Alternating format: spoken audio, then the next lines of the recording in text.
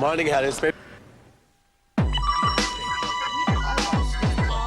don't leave me out. Bring me in. I want to be a part of this. Welcome to Tech TV, the ultimate resource for technology news, information, and entertainment.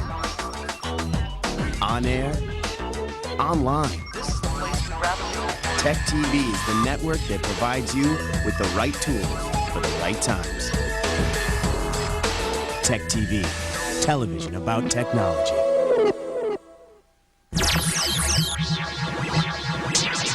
Welcome back to Extended Play. Ever since we saw it at E3, Star Wars Rogue Leader Rogue Squadron 2 has been one of the standout titles for the GameCube launch. Now, it's based on its predecessor, the N64's Rogue Squadron, but now with more attention being paid to the gameplay mechanics and an obvious leap in graphics, you got a whole new game in front of you. Orders, Red Leader.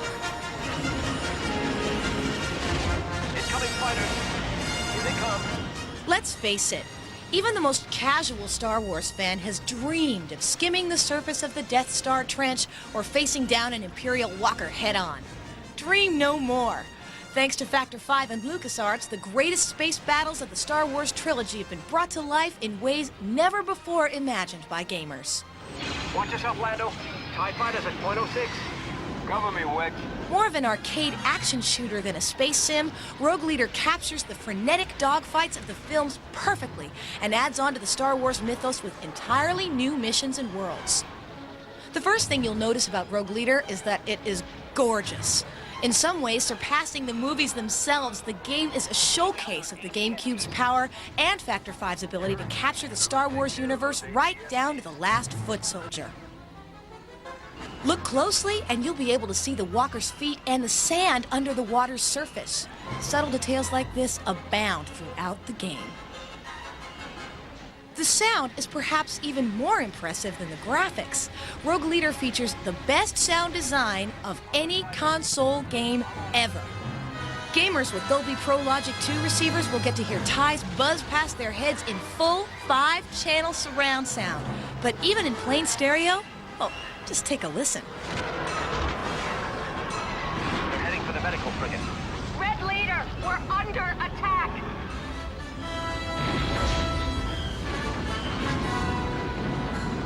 The game's not just a pretty face, of course. Control is silky smooth and takes full advantage of the GameCube's controller setup. Dogfighting TIEs and bombing raids on gun emplacements will quickly become second nature. Turn on your targeting computers to identify enemy targets. Pulling up my targeting computer. A targeting computer lets you quickly identify mission-critical targets, but we know that real Jedi have a more powerful ally. Use the Force, Luke. 11 missions make up the meat of the game, with several bonus stages available for unlocking. While that may seem short, throw in a making-of documentary, in-level audio commentary by the developers, and hidden power-ups that upgrade your ships, You've received the Advanced Proton Torpedo Tech Upgrade. and you've got plenty of replay value to keep you coming back for more. Even if you're not a Star Wars fanboy, this is a fantastic and expertly crafted title that will get any space fighter jock's adrenaline pumping. Extended Play gives Rogue Leader a perfect 5 out of 5.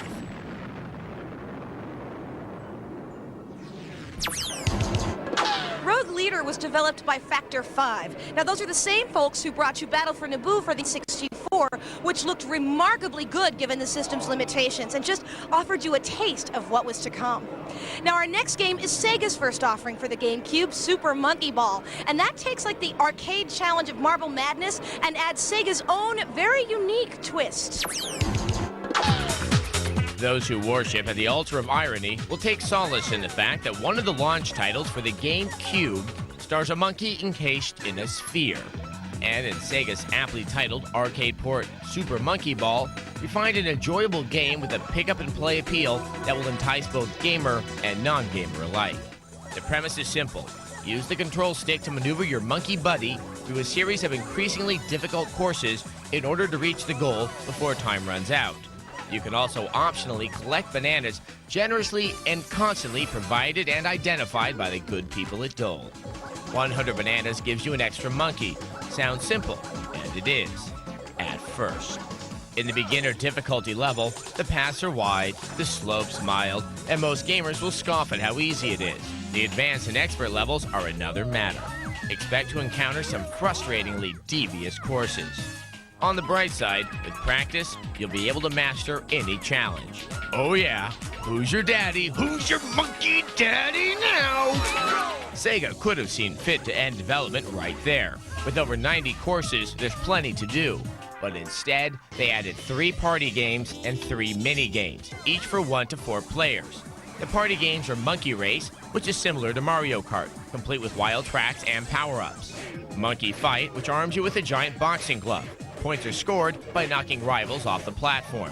And Monkey Target, where you can test your hang gliding skill while your monkey gets a breath of fresh air. The 3 mini games are equally fun variations of pool, bowling, and miniature golf.